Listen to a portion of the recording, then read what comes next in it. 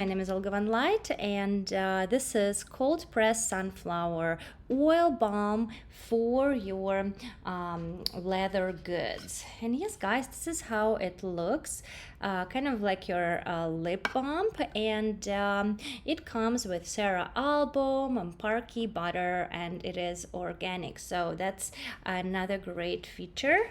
And yes, what I'm gonna do right now is just apply a little bit on my cotton ring and apply it on my shoe, and let's see what's gonna happen.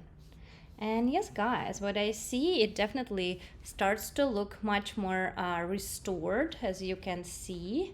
And yeah, I feel like it's definitely going to prolong the life. And yes, I actually have a little dark spots on it. I don't know if you can see or not.